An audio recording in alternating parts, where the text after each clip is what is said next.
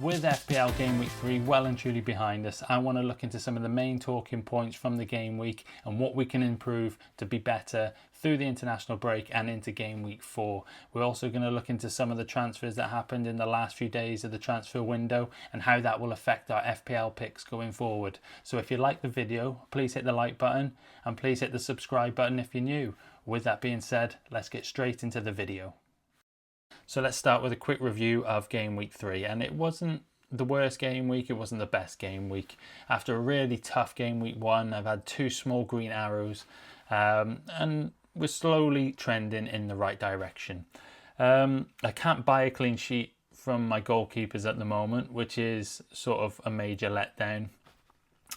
But the defence sort of pulled me through a little bit in Cucurella and Richards, both getting their clean sheets. Cucurella maybe a bit dubiously with the Josh King goal for Fulham. The Villa attack is still killing me with that double up. I thought this could be the week that they at least score. Maybe not win the game, but Watkins gets off the mark, maybe Rodgers. That didn't turn out to be the case. But one thing I was very happy with is my captain decision. Finally got that one right with João Pedro, my highest scoring player. I believe, yes, getting the double points in the early game week. So it started really well with Cucurella and João Pedro getting a decent haul. Then after that, I can't really complain about the Rodon points I left on the bench. I've made it well known that I have a habit of benching some serious points. That's probably one of my weaknesses. But you know, I was happy with the defence I started at the end of the day, and I don't think I could have predicted what West Ham would have done at Nottingham Forest with their 3-0 away victory, especially the form West Ham are in at the moment. So that was a little bit of a shock. The other main talking point I would say was that Iliman Ndiaye got his goal. Jack Grealish is on fire for Everton, but I'm still very comfortable with what Iliman Ndiaye did, and if Jack Grealish is playing well, assisting, that means more chances for Ndiaye, so that I was very happy with also. Semenyo missed a very good chance again, but that just backs and supports having him in my team even more. He's getting in the right positions. If he could just be that bit more clinical, he could be really flying at the start of this season. Then Mateta got the penalty as well. It was a shame that he got the booking for the silly celebration, but still that was 5 points there. But we move onwards and let's look into some of the main talking points.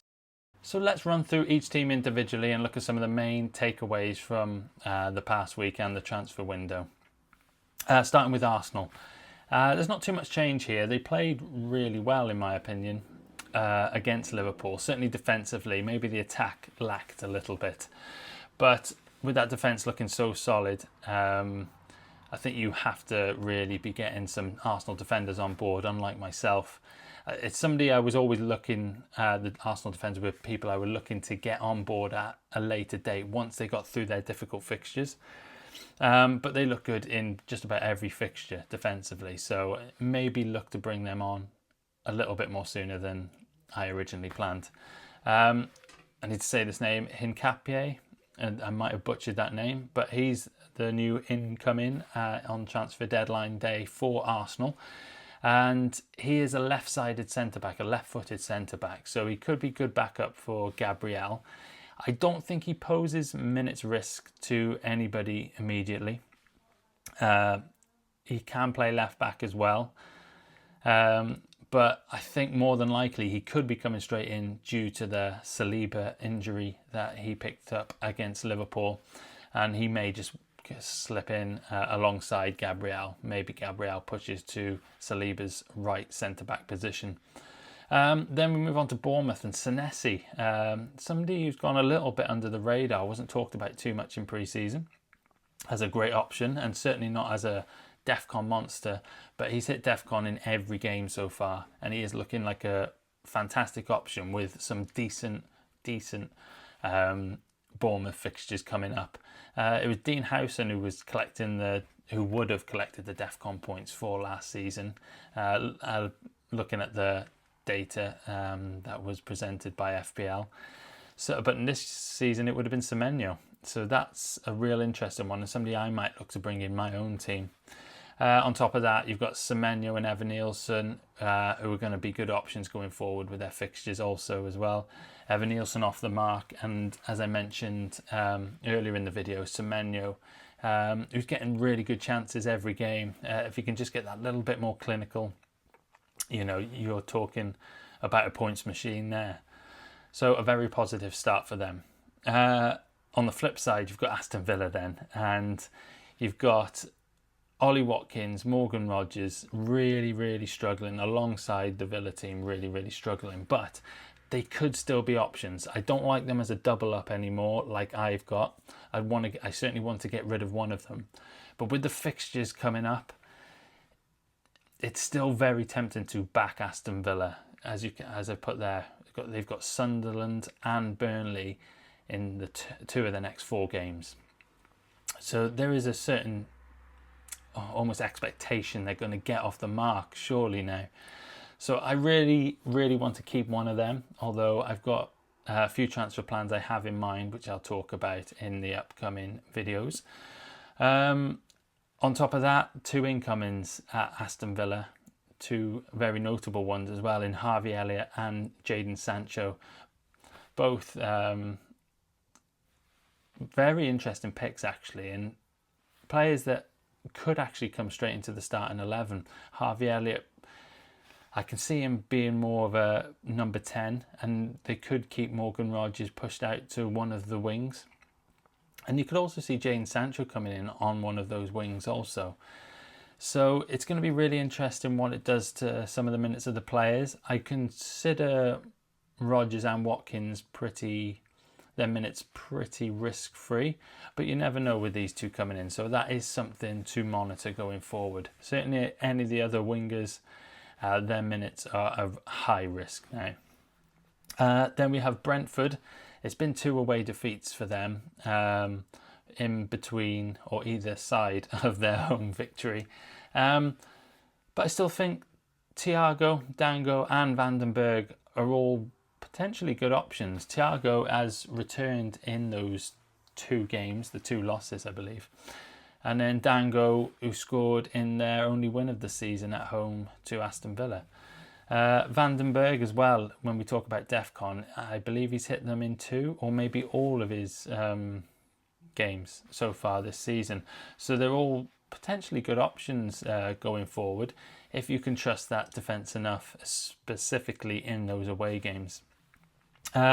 One big income in there as well is Reiss Nelson from Arsenal, but his price point is 4.9 million. So if he can come straight into the team and start, I think he could represent really, really, really good value. I think it's going to be worth maybe a couple of weeks and see how he beds in, maybe 2 or 3 weeks, see how he does. But if he starts off flying for Brentford, he's going to be on a lot of people's radar.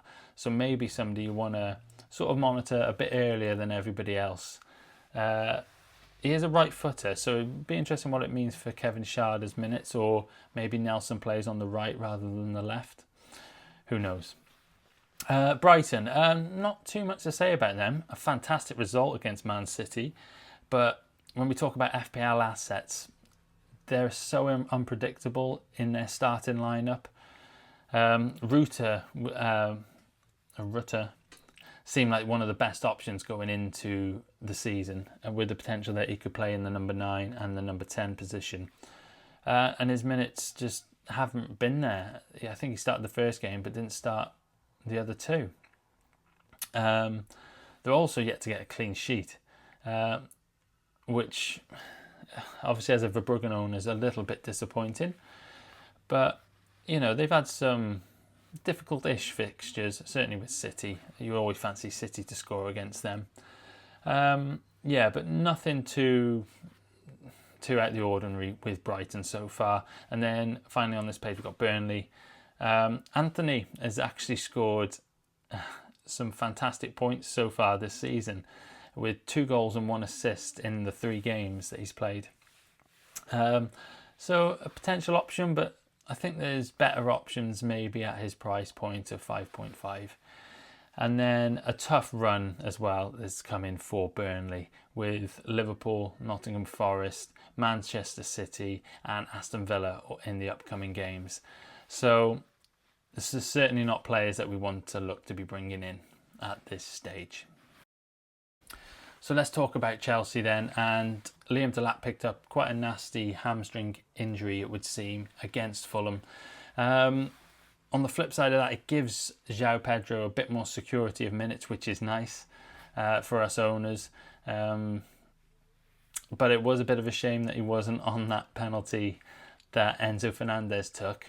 Positive for Enzo Fernandez owners, it looks like when Cole Palmer is not on the pitch, Enzo Fernandez will be taking the penalties. But I thought João Pedro would have been a banker for that one. Obviously not. Enzo took the ball, slotted it away nicely, and certainly makes him a little bit of a nicer option. He has increased to 6.6 million from 6.5, and maybe there's some better 6.5 million options out there, but he has had a fantastic start to the season.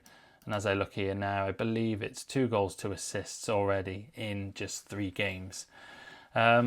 So maybe a little bit under the radar, 8.5% owned, maybe somebody you could look at getting in your teams.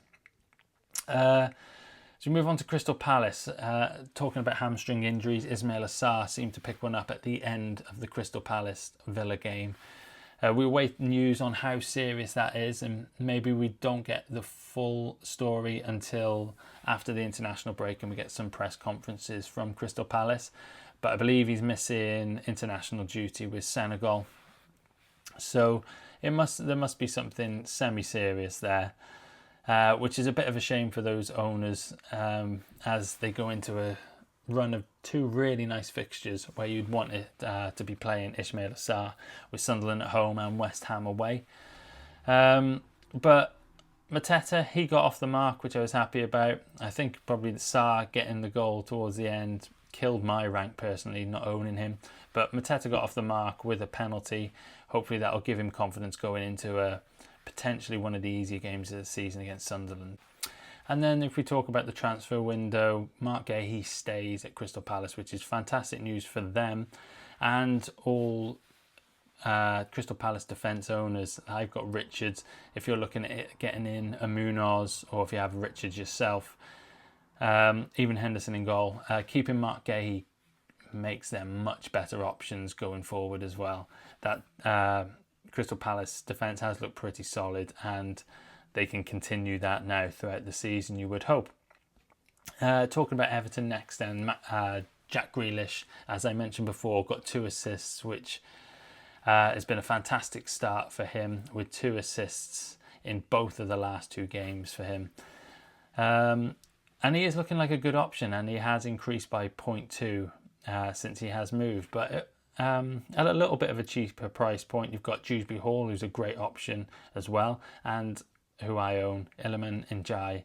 These are also 2 really good options, and I believe Njai should still be on penalties, so it depends which way you want to go really, but I still prefer Iliman and Jai, and I'm pretty happy with that, as he looks more of a goal scoring threat than Jack Grealish.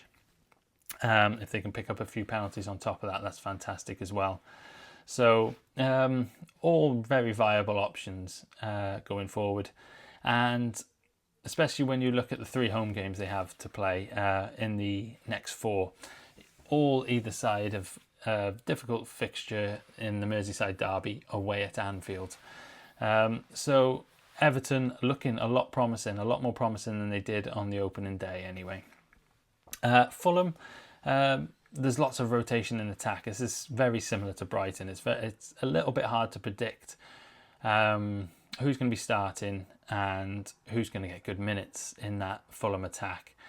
Especially with Wilson. Harry Wilson was meant to be going out to Leeds. That fell through. So that keeps him an option on his preferred right wing. And this sort of an attack I'd just stay clear of because of that for now. There's also no clean sheets for them. Again, like Brighton in the start of this season.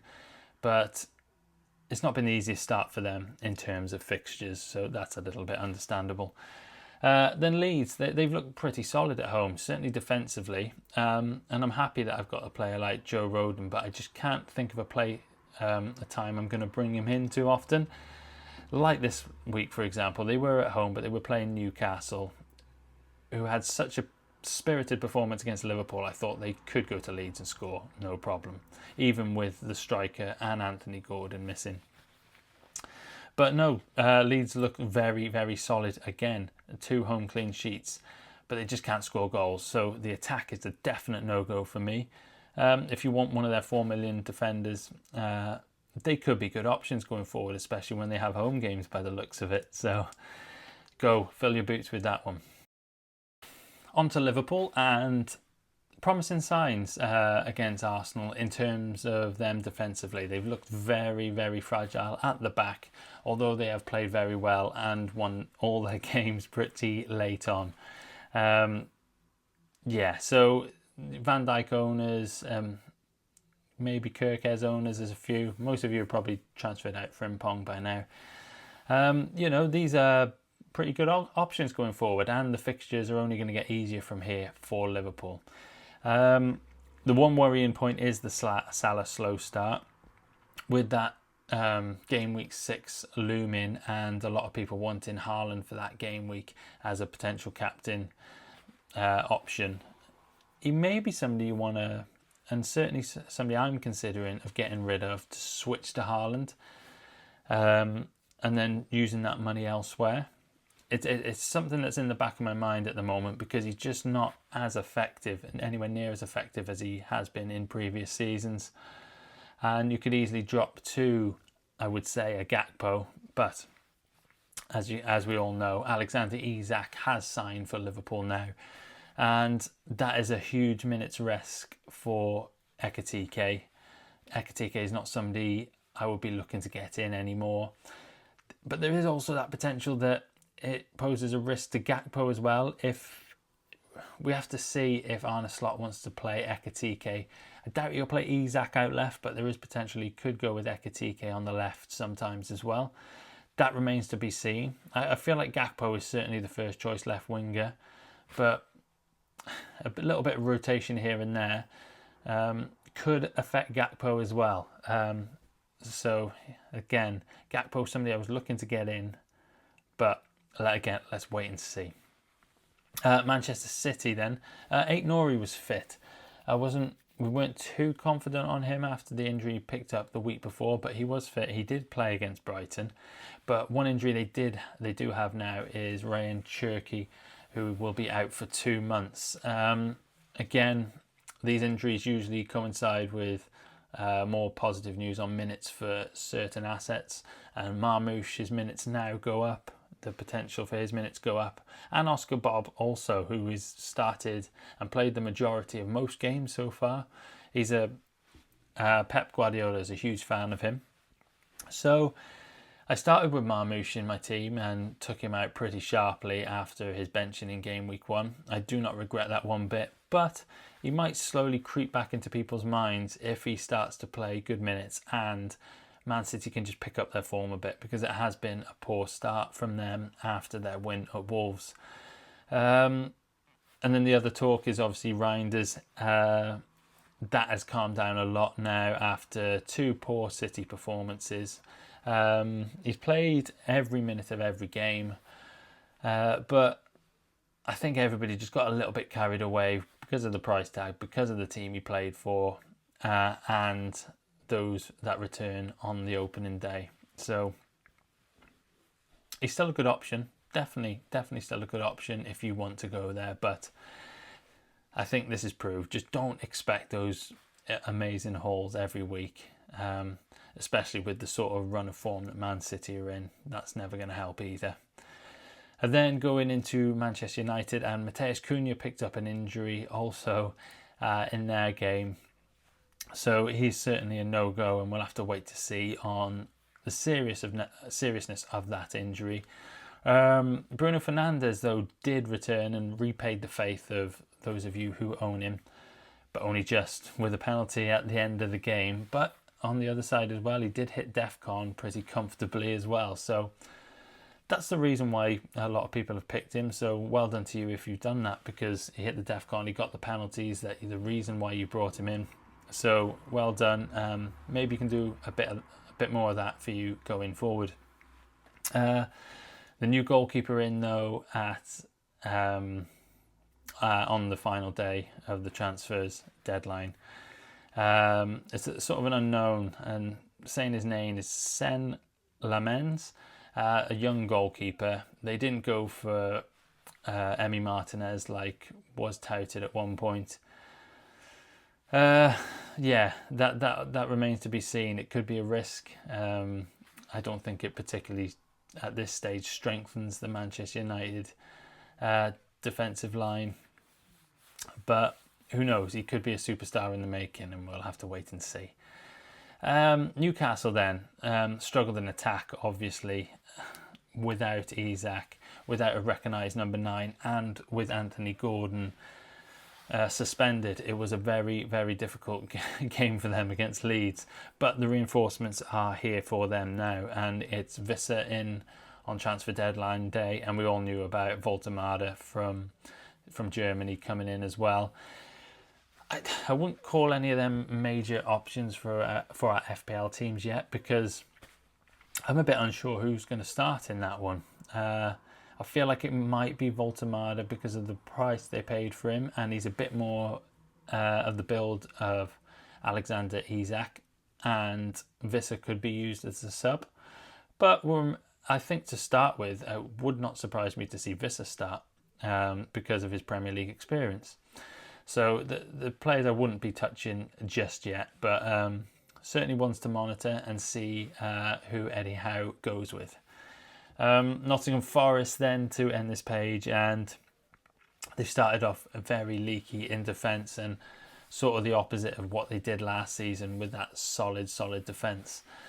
We might start questioning some of our Nottingham Forest assets, and then certainly those of you who picked up Murillo, maybe Milenkovic as well. The DEFCON points haven't really been there either.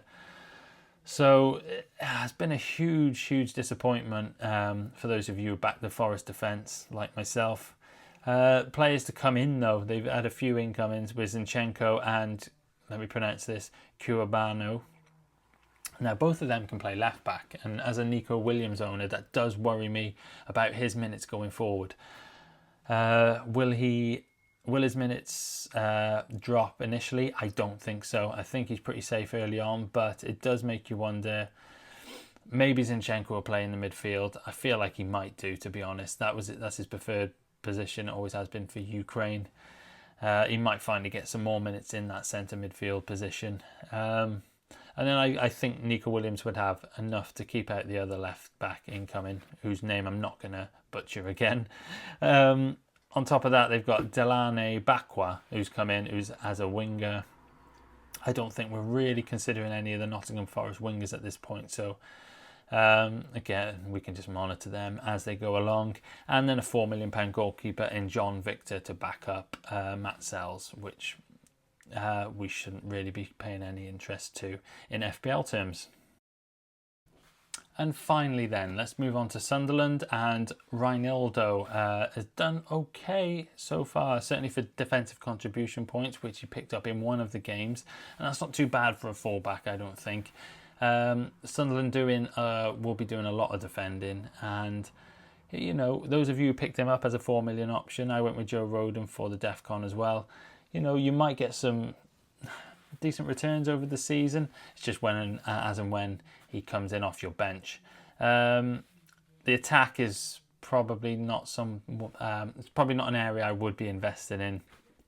Two £5.5 million strikers who are doing pretty well, I might add, but you can't guarantee which one's going to start. And at 5.5 million, I feel you're better off just maybe recouping some money from elsewhere and putting that in to get yourself a 6.5 to 7.5 million pound striker.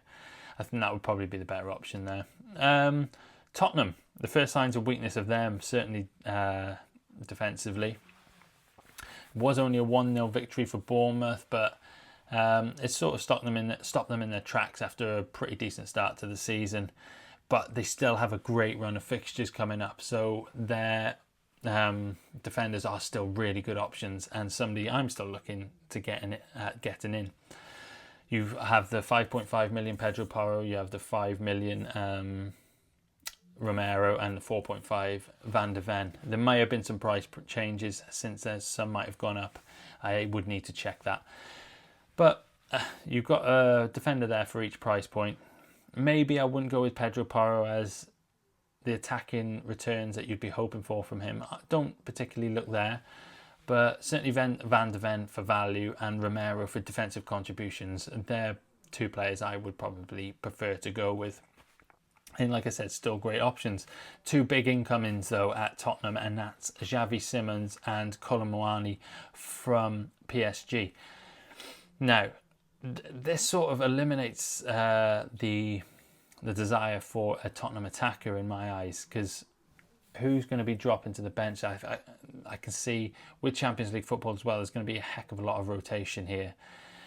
Will Kolo Muani be the number 9 of choice now, ahead of Solanke, ahead of Richarlison, where Richarlison looked like a great option early in the season?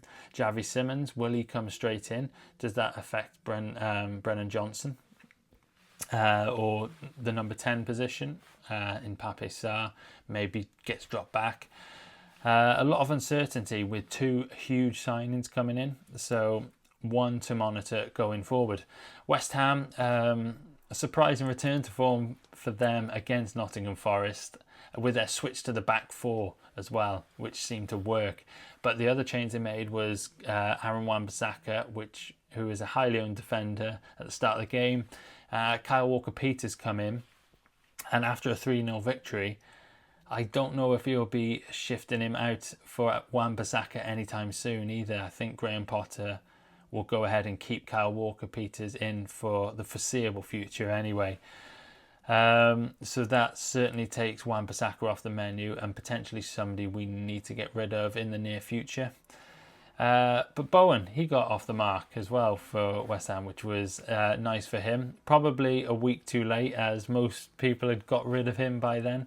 So it's a little bit of a kick in the teeth. But maybe it's an option again going forward. Who knows? But I don't think the West Ham fixtures are particularly great, and I don't think we want to go backtracking that quickly after making a big transfer. Mateus Fernandes come in, but I don't think that will affect the main assets like Bowen, and maybe a few of you have Paquetá as well. I don't think it will affect that really, so not really one we need to keep an eye on. Finally, Wolves, poor start to the season really for them. It could be a struggle from this season, but they got friendlier fixtures coming up after this next game away at Newcastle. So then you're looking at maybe Jørgen Strand Larsen going forward, hoping that he can be fit after he missed the last game with injury. So we'll have to see after the internationals if we can get some more news on him. But they've also brought in a new striker in Tolo, another name we're gonna butcher, but Arokadore. That's how I'm gonna say it. Yeah, so he's come in as probably a backup striker. I can't see him displacing Jørgen Strand Larsen as the main attacker.